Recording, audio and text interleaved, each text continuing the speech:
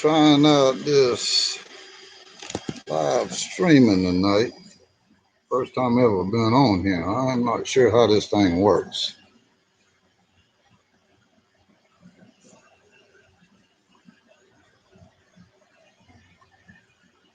Not sure if anybody can hear me out there or not, but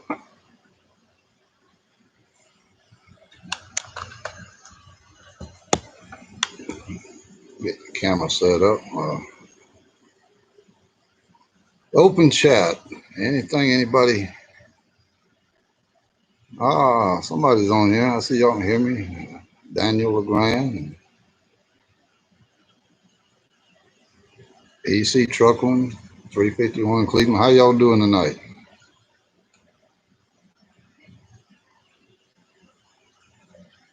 Yeah, I've been seeing where YouTube has been. I got an email a while back and they suggested I do some live videos. Figured I'd come on here and chat with some of y'all, see if y'all had anything y'all wanted to chat about.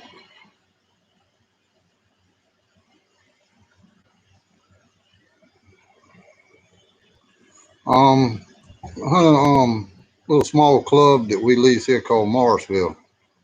It's in Williamsburg County. Small club. We lease it every year. So that's one of the places around there. And there's a large part of government woods between here and Charleston. Francis Marion Forest there. And lots of people hunt over in that area, but a lot of the land right here we lease from timber companies and stuff, or from farmers and hunt.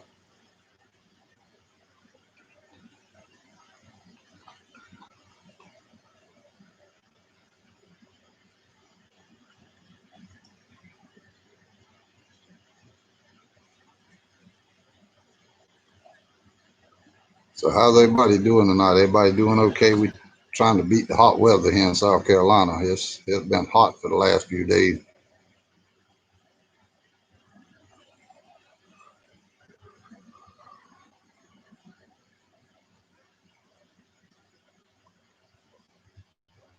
Fairfield and Lexington in the upstate, yeah. I think I saw on I'm not sure if it was this year or not, but I think it was Lexington County. They was up high on the size of the bucks kill for South Carolina.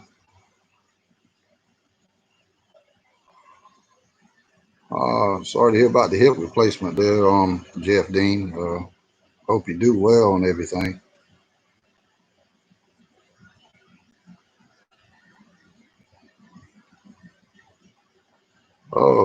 Up in Wilmington, up in North Carolina. I've probably been through Wilmington. I hadn't been up in North Carolina in a while, but we used to go up in there to around Asheville and stuff. Go up Maggie Valley and Cherokee up in there, and we take vacation and go up there and spend some time up there, especially July and August is when we used to go, because it'd be so hot here in South Carolina, and up in the mountains it'd still be cool up there.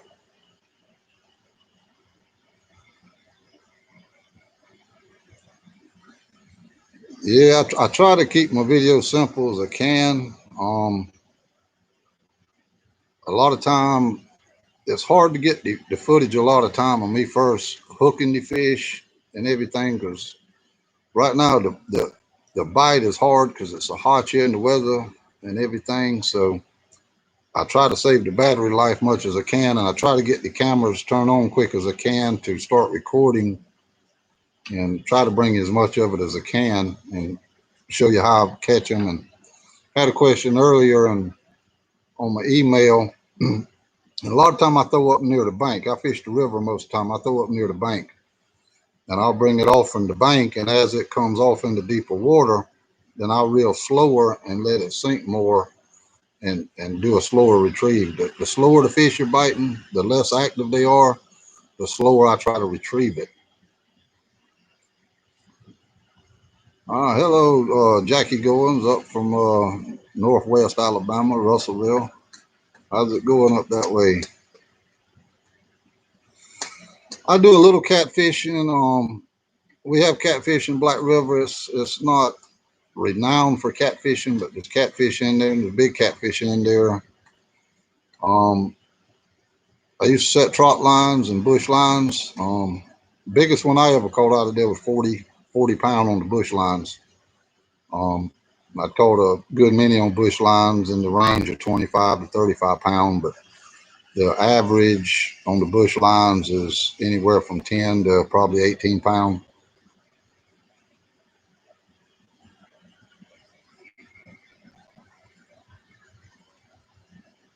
Pea House or Pine Tree, that's the two landings I use most of the time when the water's up high.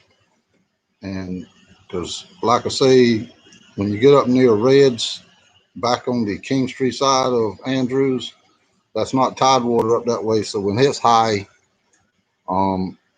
it's harder fishing up that way. But you can go down in tide water, and when the tide's supposed to be going out, it will drop out the woods some. But right now, the tide has dropped. The water's dropped fast up here at Reds. I looked down there yesterday, and the water's dropped fast down there. So the tide should be working good at Pine Tree and Pea House. But with this hot weather, that's another reason I've been going to Pine Tree and Pea House. But with this hot weather, that tide water, the water is a lot cooler down there, and the fish will be a little more active than they is in that non-tide water.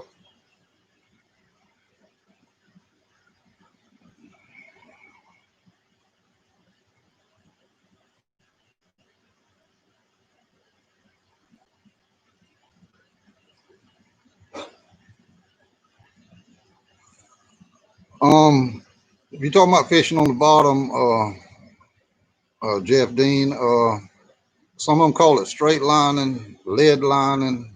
A lot of time we call it bottom lining here, or dibbling the bottom, where you just drop it straight down inside the boat with a ½ ounce to a 1 ounce sinker. With earthworms or night crawlers, I try to dig earthworms when I can. I like to use the earthworms. Just drop it. I drop it straight down. I try to get, it's according to how cold the weather is. If it's cold weather, I do it in the winter time and early spring before the fish start coming up to the surface, near the banks. But I'll try to drop it straight down. A lot of time I'll be fishing 8, 10, maybe 12, 15 foot of water. And I'll try different spots at the deep holes off from the bank, along the edge of the bank out to run the water. And most of the time I'm trying to find where the brim or even the warmouth at or during the winter and early spring that are still down deep.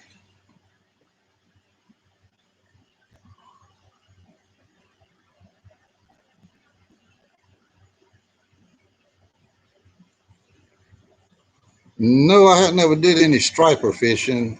The only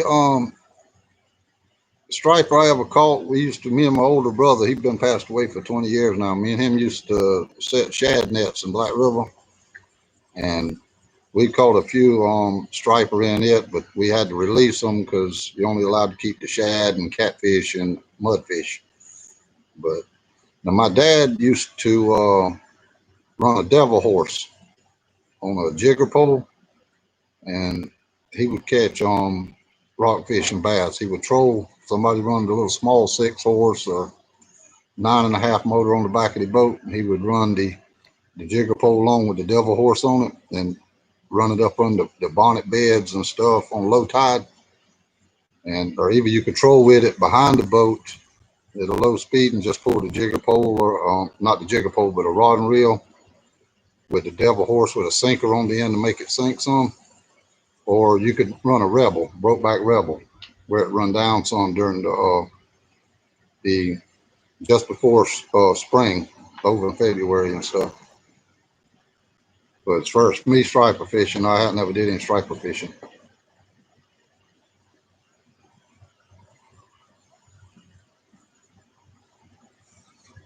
No, not Mayo. I mostly fish Black River here. I fish the lakes a little. I don't go to the lakes much. I fish Santee a few times. When I fish the lakes, I mostly be going for catfish when I go to the lakes. I have some scent bait that I use when I go to the lakes, and when I go over there, that's what I try to use for catfish.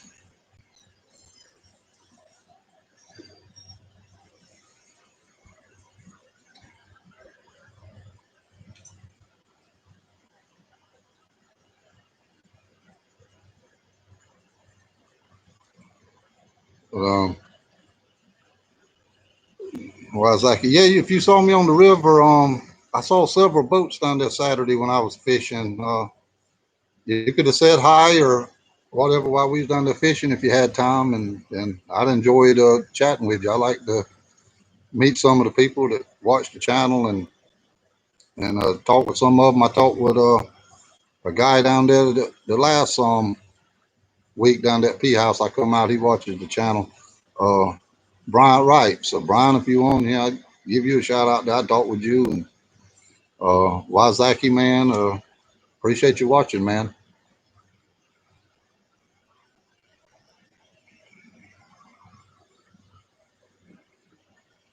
The gas stove, I don't think it.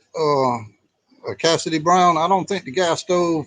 I think that's as high as it'll burn because his for a camper inside stove. So I think that's why the flames won't go up any higher. I think all three burners burn as high as they will. And I'm scared to go in there and mess with the can't think of what you call it right now, but it allows the gas flow through there. I'm scared to go in there and try to drill it out any because then you're liable to get too big of a flame, and then I would have it where it be messing up. So I'll just put some cardboard or something around it. I mean, first cooking rice or something, but it's not getting quite as hot as I like to for when I first put my fish in the pan.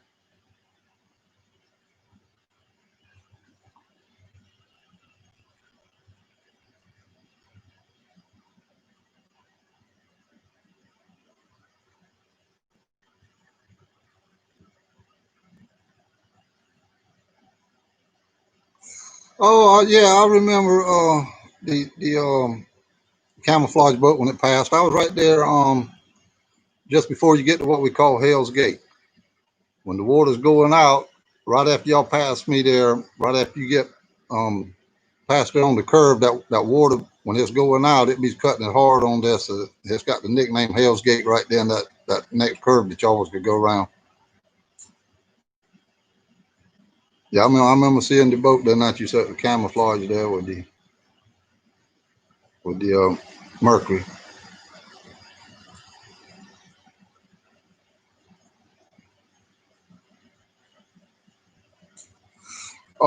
Yeah, Jeff Dean, I changed beetle spin color. I try different ones, but my main one is you probably can tell is the white beetle spin, uh, white with a red stripe or even white with the red dot.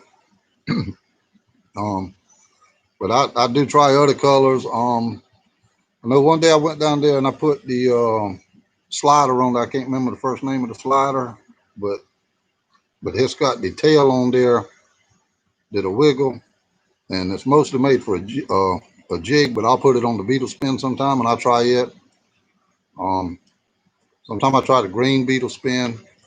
One that used to work, I hadn't tried it in a while, but sometimes you could use the black beetle spin with the black beetle. Put the black beetle on the spinner with the yellow stripes, and I used to catch them on hit years ago, but I hadn't tried it in a while. But I know probably y'all can tell that I love that white one. You know, that's always my go-to when the fishing's hard or something. I go to that. I always try to go back to that white one, but I have been down there and switched colors, and they would hit a different color better than the white one. But most of the time, the white one is the one that I hang with. Yeah, the Charlie Brewer slider. Yeah, sometimes I put it on there because it'll give it more action with that tail on there. Sometimes if the bite's slow. So I'll try different things until I can find what they bite. And sometimes I'll be fishing before I turn get the cameras turned on or something, and sometimes I'll be fishing trying to find what they biting before um I get to getting it on video. And once I find what they're biting, then I try to get as much footage and stuff as I can. So a lot of time I'll be trying different colors before before I ever get the videos on.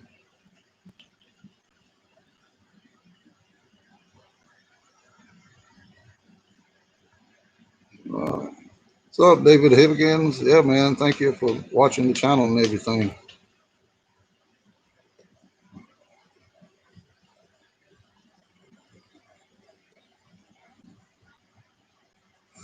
Yeah, Skip, the deer season is getting close. I got to get out there and check on the tree stands, get everything set up around him. Around them, because a lot of time everything starts growing up, the bushes and vines and your lanes that you try to see down, and get out there and get them set up and make sure the wasp nests ain't up in them and all that, because a lot of time the wasps will get up in the corner of them if you have them covered over and build a nest up there. So one thing you don't want to do is go there first day and climb up in the stand and the wasp nest is up in there and you climb up in there before daylight and getting stung and stuff.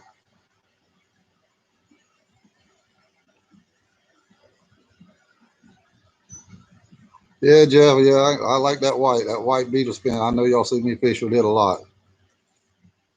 And on the email earlier, they was asking a guy from up in Illinois. If I can see it here, I ain't got my light. I got to get a better lighting in here. But a lot of time I use the 1/32 ounce. Not sure if you can see it. Beetle spins. So if you're out there and you're watching the guy from Illinois that was asking, a lot of time it's. But if y'all notice, a lot of time y'all see me switch jig heads, because the jig head that comes with them is a little black jig head. And if y'all notice, a lot of time I switch the color on hit to a different color. So if you don't see me switch the beetle itself, a lot of time y'all see me switching that jig head, and I'll try to combine the colors together. So if you watch it on a lot of them, you see me using different color jig heads, trying to find, because that to me, I have switched to jig heads, and the bite turn on. Some of them kind of a chartreuse color, oranges and chartreuse or something. Try to get a little bit more brightness or flare out of it to entice the fish. But the jig head is one of the main things that I'll switch. And if the water's real high, sometime I will go to just a little heavier jig head to help it sink more without me reeling so fast. I can try to reel it still yet slow, but uh, but the beetle be sinking a little deeper in the water without having to reel it any faster. But a lot of time it's according to how deep. If I throw off from the hill, I'll let it sink some. If I'm coming by a bonnet bed or something and it's deeper off in deeper water, and a lot of time that's where I catch the crappie hiding at, is up under them bonnet beds. And for some reason, I guess to get out the sun or shady up under there, and they can hide from bass and big catfish also. But a lot of time that's where I notice I catch a lot of the crappie at.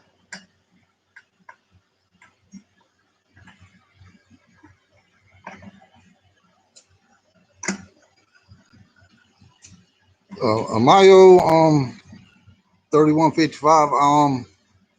I crappie fish some. I didn't get to do much of it this year because of the water.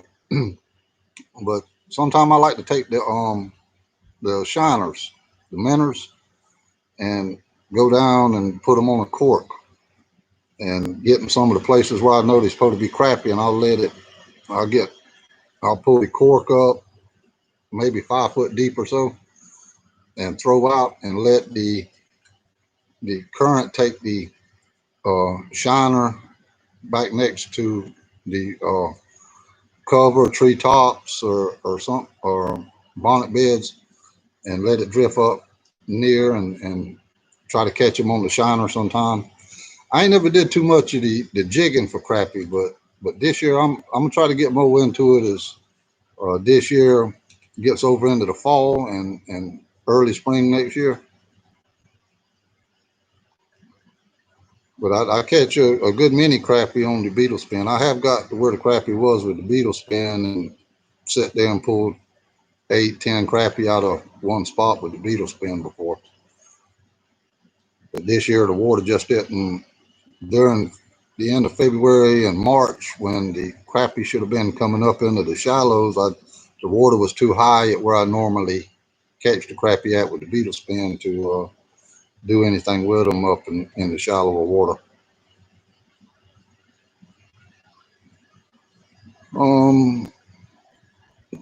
Ethan, biggest deer I ever killed, I'm not sure if you mean weight wise or horn wise, but I've killed several 11 points, but well, not several, probably I've killed around, I think 3 11 points. First 10 points, I killed a lot, many of 10 points. I killed lots of 10 points, and eights I couldn't tell you. But some of the 8 points would have bigger racks, or wider spreads or something than the 10 and 11 points would. It's just according to the buck. The one here on the wall, I killed him at the first of the rut, so he hadn't lost a whole lot of weight. So he was still kind of heavy. That was a heavy buck there for me to drag out. And he's got a heavy set of horns on him, thick beams. That's a 9 point there. I've got 2 9 points, a 10 point and 11 point that's mounted on the wall, but some of the 10 point and 11 point, they're not real wide. But it was some of the memories I had. I killed some of them dog hunting. 10 point I killed with my left eye. I just had eye surgery before deer season had come in that year. I shot him with my bad eye, left-handed. I'm right-handed. I shot him left-handed with my bad eye. I used to shoot left-handed. But since that eye got messed up, then now I have to mostly shoot right-handed all the time. But if I got my glasses on and I can see through the scope left-handed, I used to be shooting left-handed good with a shotgun too. I've killed them running ahead of the dog shooting left-handed. But if I got my glasses on and I can see through the scope good enough, I'll still make a left-handed shot on them still yet. But yeah, some of these bucks, I've killed some nice bucks. But I was hunting for years. I grew up hunting. All my older brothers used to take me hunting, and I'd learn a little something from each one of them. And as I got older, I kind of started learning things on my own.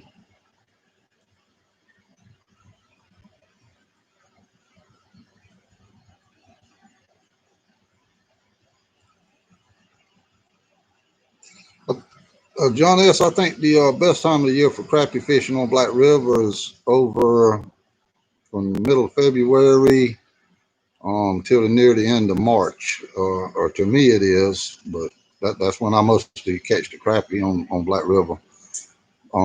Usually during the fall, I don't get to fish for the crappie and stuff that much because I'll be concentrating on deer hunting so much. So when over in December, once the deer hunting starts slowing down and stuff, then you see me get back on the river more and start fishing again on bottom and trying them out over in December. But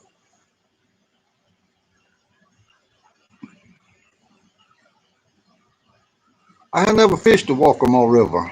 A lot of these rivers not too far in PD. I hadn't never fished PD very much, or Santee. Santee I've fished a few times. But on up from me, y'all see me fishing Pine Tree and Pea House a lot, but up from me there's another good landing called Brown's Ferry Landing. It's further north from where I'm at, and I'll probably do more fishing down there this year, and because it's good fishing up there too. I just hadn't been there this year or in the last year or so. It's like 10 miles from my house, and I know where some spots is up there where I used to catch fish at a good bit, especially in the wintertime.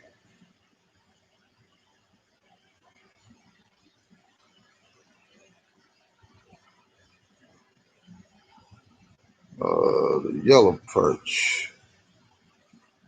Um, yeah, yellow perch are good eating. We have one here, also called a speckled perch. Trying to think of the real name of speckled perch right now. But a lot of times I go by the nicknames, and it takes me a while to think of the original name of the fish. But the stump knockers, y'all see me throwing them back a lot of times. Spotted sunfish. I mean, it's a real sweet eating fish. They only get hand size, small. They don't get real large. But that's one of the sweetest eating fish there is. I throw a lot of them back, but the wife, she loves them. My brother, he used to love them to death. He'd rather eat one of them than a brim, but they only get so big, but they're sweet eating little fish. The main two fish that I like to eat is the brim and the warmouth, or mallmouth as I call them.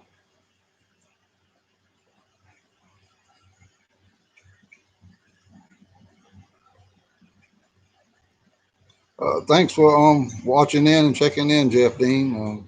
Glad to see you on here. It's the first time I ever been on live chat, and thought I'd give it a go and see if I could learn how it works and learn about it here. And um, everybody likes it. I might start doing them more on the weekend or something, and checking everybody out and seeing what all y'all up to and everything. And I appreciate everybody for watching.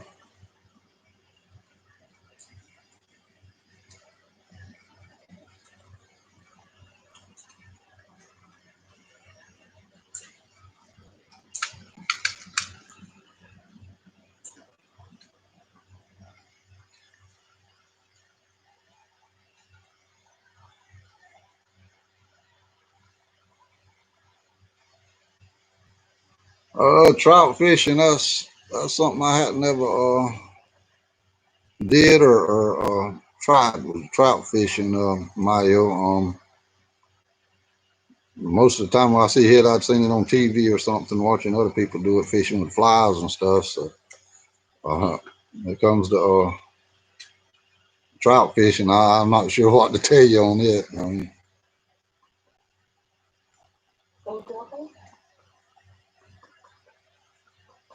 351 cleat. Yeah, I eat all of them. 351. Everybody has their favorites, but yeah, all of them are good. Even sometime, especially during the winter, if I catch what I call a puppy mud, bowfin, he's about half size, and I ain't got a whole lot of fish. Sometimes I'll bring them home during the winter and then clean him. Then I'll wash him good, and I'll try to, while I'm washing him, I try to like squeeze him like all the way out and try to get all the mud and stuff up from under the skin, and pepper them good, and then I'll fry them in deep grease. I eat them. I mean, they ain't as tasty as what the sunfish and panfish is. And the catfish nuggets, man, them catfish nuggets are some good eating now.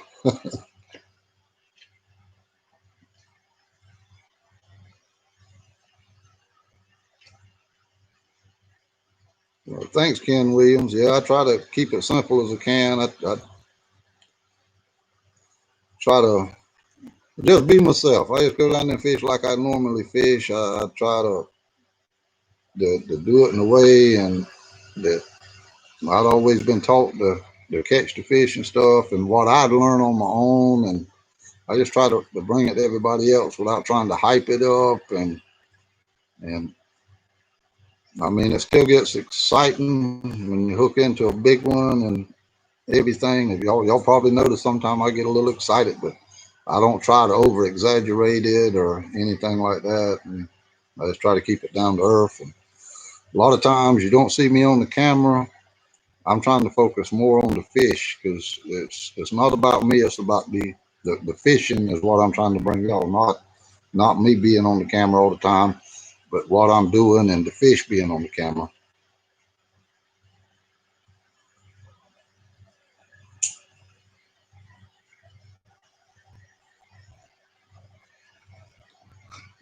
Thanks, Andy Logan, for watching there. Yeah, I'm glad you enjoyed. I'm thankful for each one that watches. I mean, when I started out and started doing videos, I never would have thought that I'd have even made it to get over 1,000 subscribers. But the more videos I did, and then people got to watching, and then I figured out what subscribers was and everything. I just started out with a cell phone, uh, singing and cutting up on the weekend sometime. And then I had a little camera that I bought to film family stuff around home, and I started taking it deer hunting and filming a few deer, and then people started watching and commenting on the videos, and I said, well, hey, people watching, so I started doing more and more of it, and then the rate I got where I had more regular subscribers and stuff. I had to read to find out what a subscriber was to start with.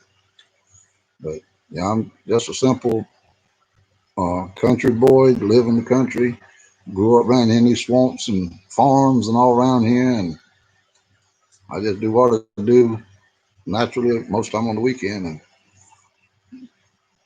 if I bring y'all some joy and a little bit of entertainment, I'm glad to be out there doing it. That's what I do it for.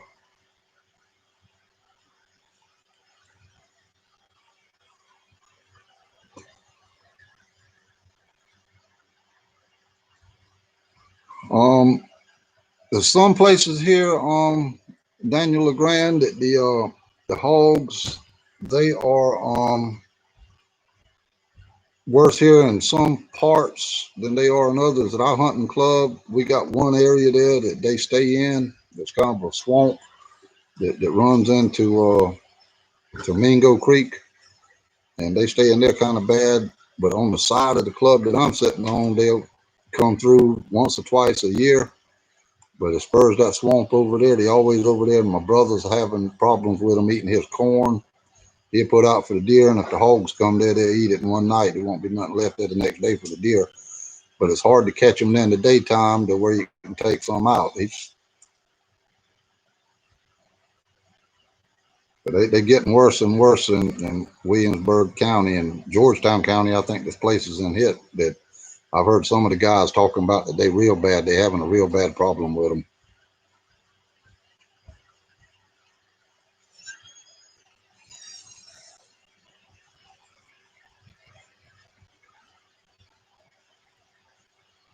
Yeah, Ken Dillard, appreciate you watching, man. Yeah, that beetle spin I started throwing hit when I was a teenager, and the more I threw it, the more I learned about it and how to fish it.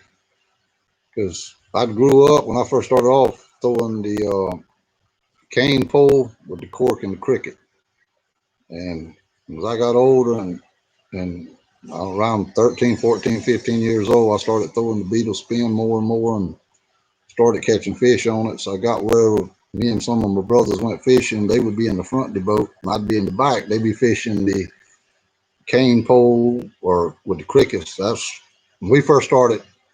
Um, we didn't have brim busters. I think brim busters came along later, but they'd be throwing the brim buster sometime with the cricket, and I'd be in the back. I could take that beetle spin on that rod and reel, and I could throw it back 20 foot behind the boat or so and bring it back and catch fish that we had passed, or if I'd catch fish that wasn't interested in the cricket.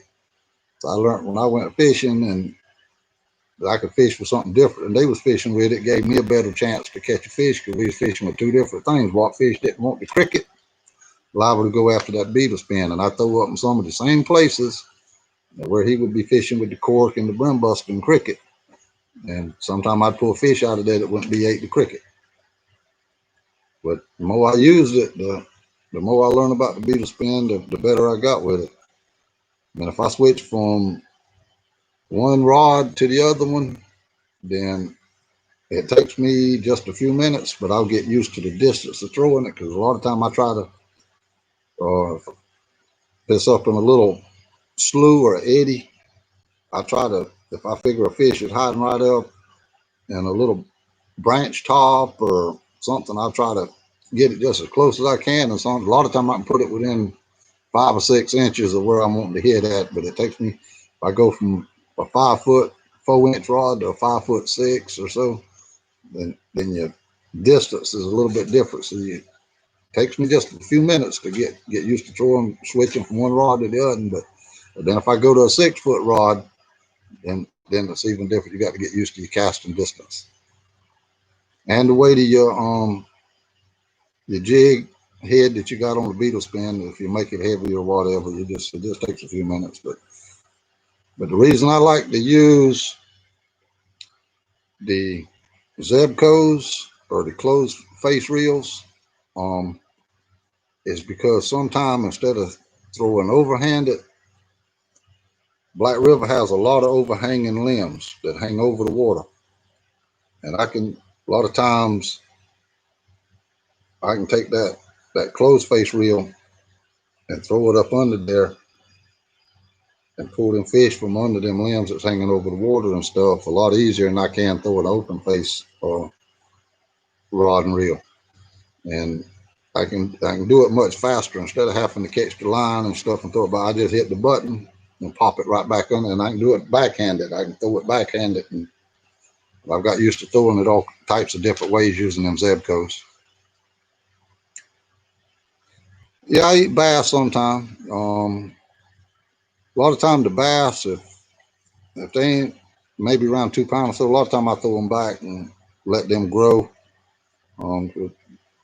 A lot of bass fishermen, they like to go down there and catch and release. I mean, some of the bass fishermen down there eat them, but a lot of them will go down there and bass fish for fun. And the bass is over maybe 2 pounds, and I'll keep him. But a lot of times, the smaller pound bass, sometimes I might keep a pound and a half, but a lot of them I release the smaller bass.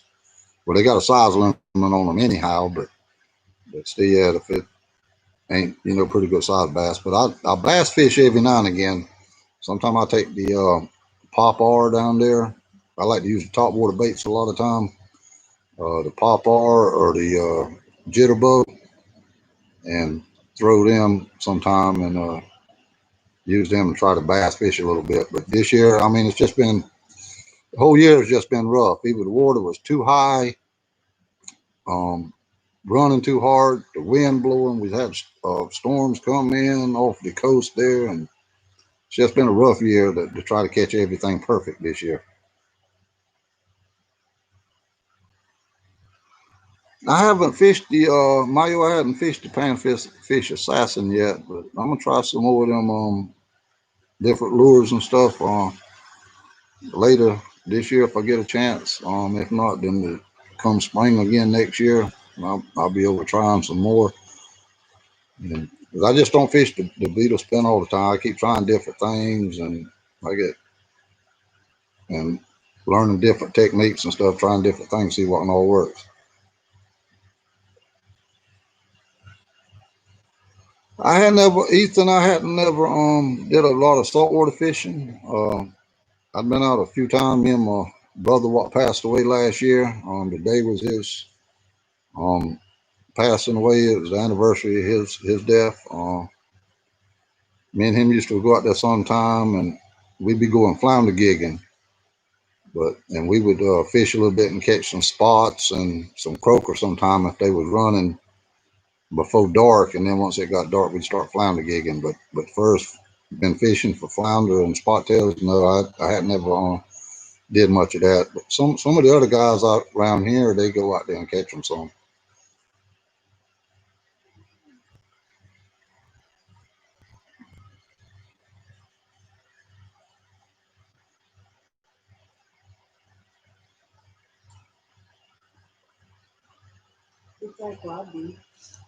I hope I hadn't missed anybody, any questions, anything. I keep jumping from place to place on there, and I haven't got my glasses on. It's kind of hard to see the writing. I was trying to answer each one that I could, so if I missed you, I'm sorry.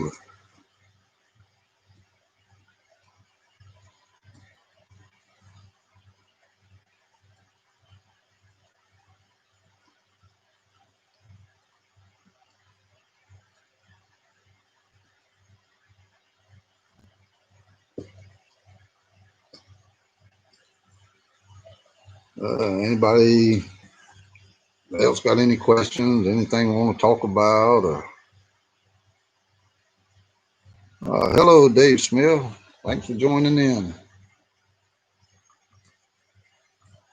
How's the weather down in Georgia? Is it hot like it is in South Carolina? We've been having some heat indexes between 105 and 110 the last few days. Tomorrow and I think the rest of the week not supposed to be quite as hot, but it'll be 93. But the heat index I think is supposed to be lower.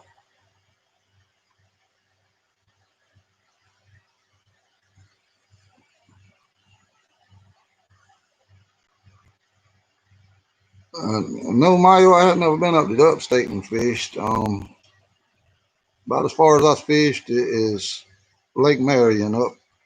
Uh, it's like an hour drive from me here. I fish Lake Marion there, but a lot of time when I go there, I go for catfish.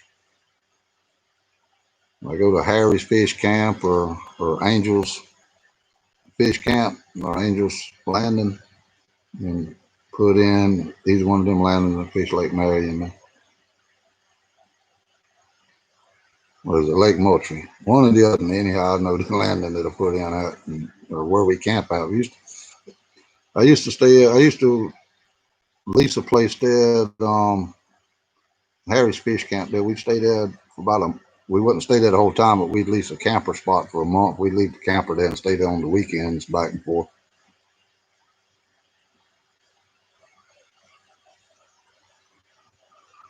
Um, it's according to the rainfall amount. If I don't know how many feet it'll drop, but if you hadn't had no rain in a long time, I've seen it drop down to all the way the lily pads. It'd be all the way out to the edge of where the lily pads would be in the water, and it would be dry up to there. But that's when you're not had any amount of rainfall for a while.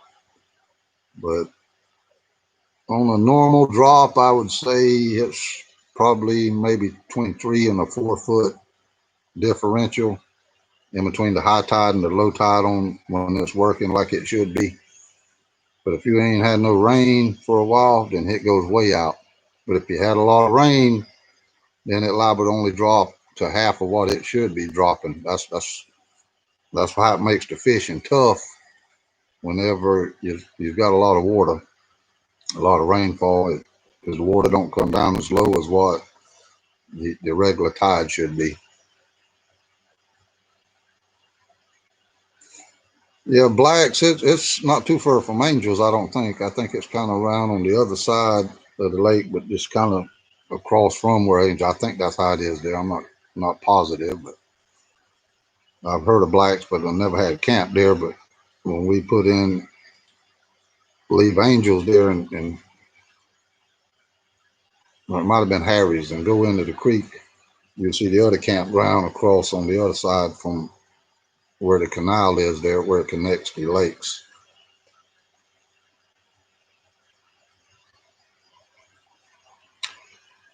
Daniel LeGrand, what rifle I use for deer?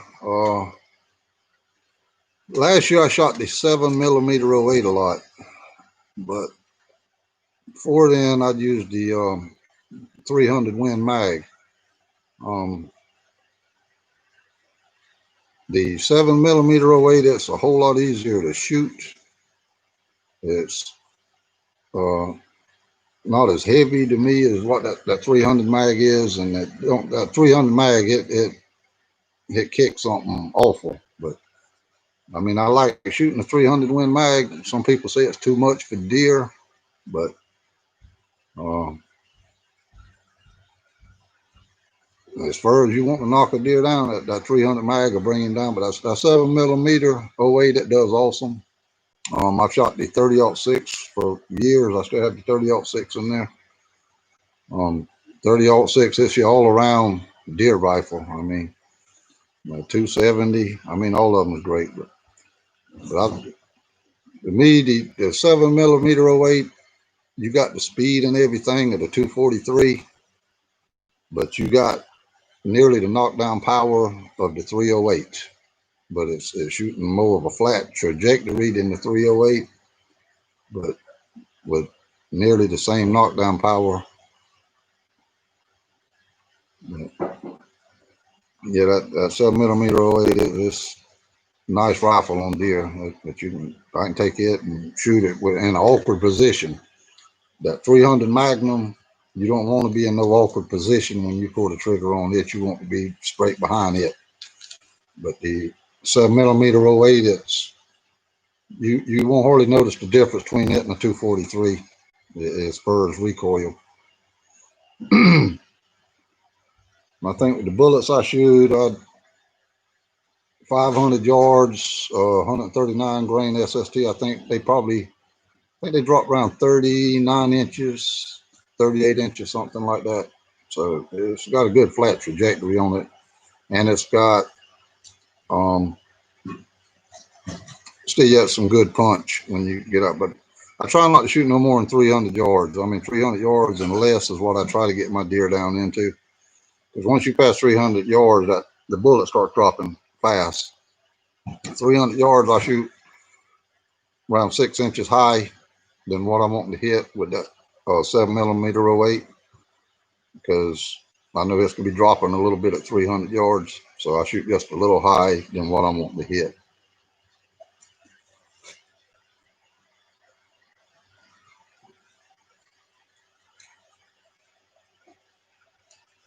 And my brother, he used to shoot the 308. Um, hit that 308 and knock them down fast. I mean, it'll put them down. Some of them wouldn't even move after he hit them with it, because it's got that punch to it with that bigger caliber, that bigger bore size. So it's got a lot of punch when it is.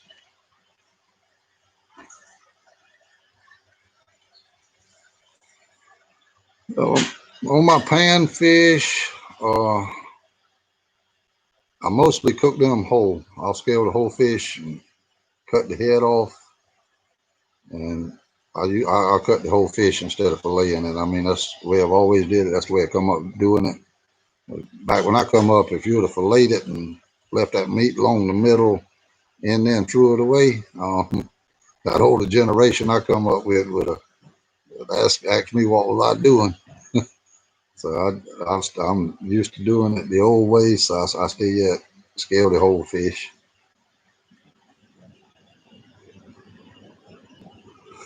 Yeah, the rooster tail. Yeah, I used to use rooster tail a whole lot. That rooster tail, it's a great catching lure. Fish love it. The reason I use the beetle spin more than I do the rooster tail, because the rooster tail has them treble hooks on the back, and a lot of times if I catch a smaller fish that I want to throw back, um, a lot of time I end up tearing his mouth if he's got more than one of them hooks, and especially if he's got it in the bottom lip and the top, then I end up tearing his mouth, and then the fish ain't gonna hardly survive. So a lot of times that's why I use the beetle spin with the one single barb hook on it. That if you hook one with that rooster tail, a lot of time he's hooked good with them treble hooks. But they love that rooster tail though. I mean, that rooster tail is a fish catching lure also. And the beetle spin was more for forgiving, about not getting hung up on logs and limbs and stuff. I mean, it'll hang to them, but I have a lot of times I'll bump a log or something. You'll feel that beetle spin bump it, but it'll come up across it, because that spinner keeps that beetle spin a lot of time turn up straight running. It'll bump into that log sometime and come across. But I mean, it catches on limbs and stuff lots of times. But that rooster tail, you bring it by something and it hits it, and treble hooks will get snag on it. Stand a better chance of getting hung up and stuff more often with it.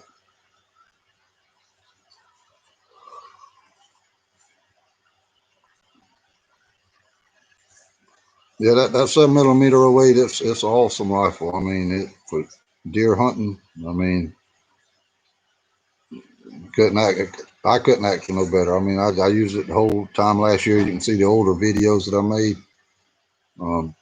I'd actually bought that rifle from my brother. His 308 wasn't shooting accurate. He had a 308 automatic, was semi-automatic Remington rifle, and I bought that rifle, that 7mm 08 bolt action, for him to use where some of his deer was coming out at 200 yards, and he wasn't hitting them exactly where he was wanting to hit them, and some of them he was missing at 200 yards with the 308, because I don't know, I guess same way as my 30-06 I'd had hit since the early 90s or late 80s, and over time I don't know if it was the barrel starting to wear or them just getting off, but I bought that 7mm 08 mostly for him to use where it wasn't, where he'd have something was good and accurate, and he'd had neck surgery and stuff before, so he didn't want to use nothing that would kick. So I bought that 7mm weight for him. But after he passed away last year, right before deer season, then I started using the rifle, you know, kind of as a memory to him. And if you notice, the first buck I killed with it, I dedicated the memory to him with it. But he'd come get it every year, use it all year, but that's what I bought it for. I bought it for him.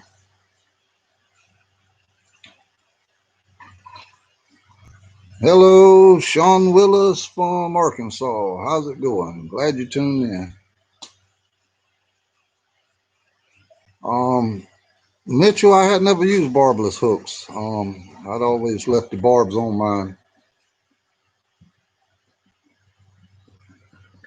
But if I was going, you know, somewhere that I was planning on catch and release all the time, then I would probably take a pair of pliers and close the barb up that's on the hooks that I'm using. There's a guy lives near here, and sometimes we go fish in his pond and catch the fish for fun. And I could, when we go over there, I guess, take the needle nose pliers and smash the barb up on the hook where it come out the mouth more easy.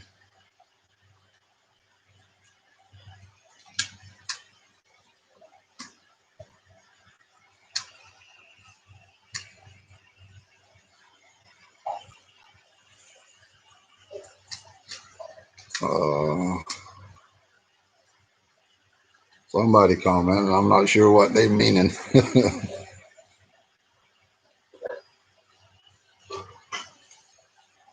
Yeah, I was sitting around tonight and I figured I'd see if this live chat would work on my computer. That way, if I wanted to do some live chats and live streaming and people enjoy, you know, may start doing it some on the weekend. Staying in touch with everybody.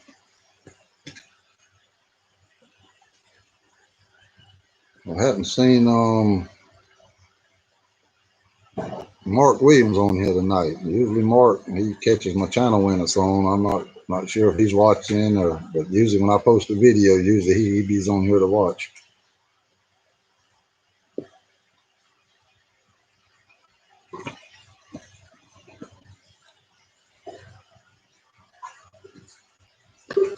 All right, have we got anything else to talk about?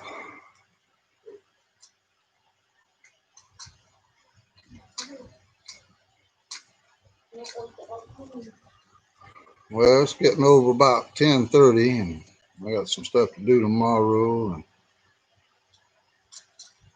I think I'm gonna go ahead and call it a night. And hope all of you enjoyed. And if y'all enjoyed, we try to